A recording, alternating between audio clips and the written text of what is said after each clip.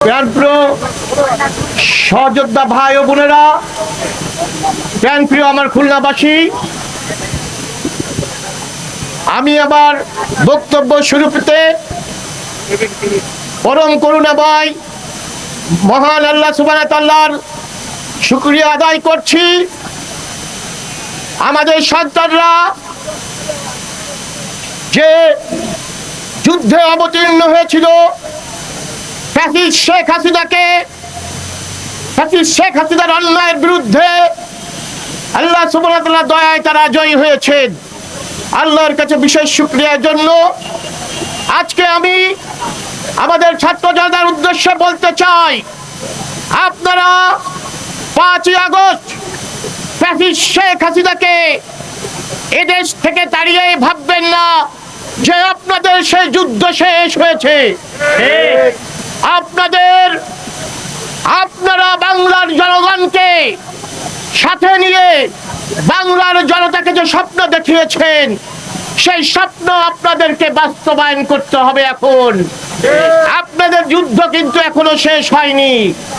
প্রতি পদে পদে আপনাদের কিন্তু বাধা আসবে। সেই বাধাগুলোকে উপেক্ষা করেই আপনাদের জয়ী হতে হবে এবং ওই হাসিনা যে সাম্রাজ্য গড়েছিল, সেই সাম্রাজ্যকে ভেঙে চুরে চুরমার করে দিতে হবে।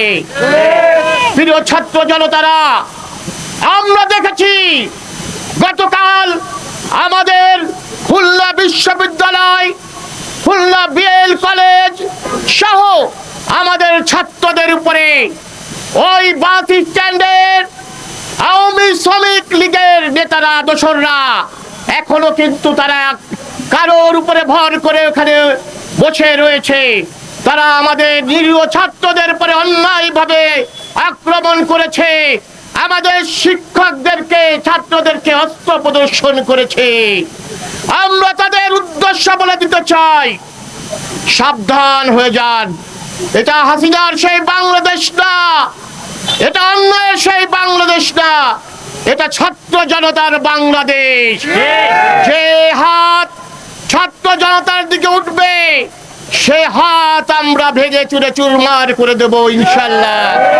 প্রশাসনের উদ্দেশ্যে বলতে চাই, সুস্পষ্ট ভাষায় বলতে চাই, খুলনার পুলিশ কমিশনারকে বলতে চাই, আইন প্রয়োগকারী সংস্থাকে বলতে চাই, আপনারা অনতিবিলম্বে ওই ফ্যাসিস্ট, ওই লুটতরাজবাজি অন্যায়কারী খুনিদের যদি আপনি বের করে আমাদের ছাত্রদের যারা অন্যায়ভাবে গতকাল মেরেছে, তাদের যদি বিচারের কাঠগড়ায় না দাঁড় করান, আমরা খুলনাকে অচল করে দেবো ইনশাআল্লাহ।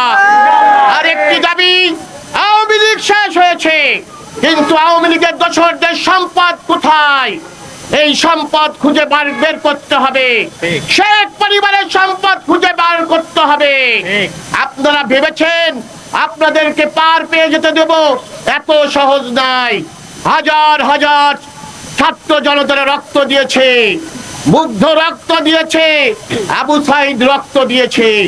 তোমাদের বিচার যদি আমরা না করি, তাহলে তাদের রক্তের সাথে আমাদের বেঈমানি হয়ে যাবে। আমরা দেখেছি বিভিন্ন জায়গায় বিভিন্ন সন্ত্রাসী বাহিনী, বিভিন্ন দলের ছত্রছায় যারা জুলাই আগস্টের বিপ্লব করেছিল, ওই ফ্যাসিস্ট শেখ হাসিনাকে পালিয়ে যেতে বাধ্য করেছিল, সেই শক্তির বিপক্ষে তোমরা অন্যায়ভাবে দাঁড় হচ্ছ। তোমরা ভেবো না আমরা ঘরে চলে গেছি। এদেশ আমরা স্বাধীন করেছি, এই সরকার আমাদের, এই রাষ্ট্র আমাদের, আমরা চুপচাপ দেখছি। কিন্তু তাই বলে আমরা কিন্তু ছেড়ে দিব না। তো সকলকে আগামী দিনে সকল সংগ্রামে এই ছাত্রদের পাশে আমরা থাকবো। খুলনার জনগণ কথা দিয়ে যাচ্ছি, ইনশাআল্লাহ দিন দিন এই জনতার দল বেড়ে চলবে। আপনারা এগিয়ে চলুন। আমরা আপনাদের অভিভাবক, আপনাদের পিতা, আমরা আপনাদের পাশে থাকবো আমাদের সর্বশক্তি দিয়ে। আপনারা ভালো থাকবেন, সুস্থ থাকবেন। আল্লাহ হাফেজ। বাংলাদেশ জিন্দাবাদ, ছাত্র জনতা জিন্দাবাদ।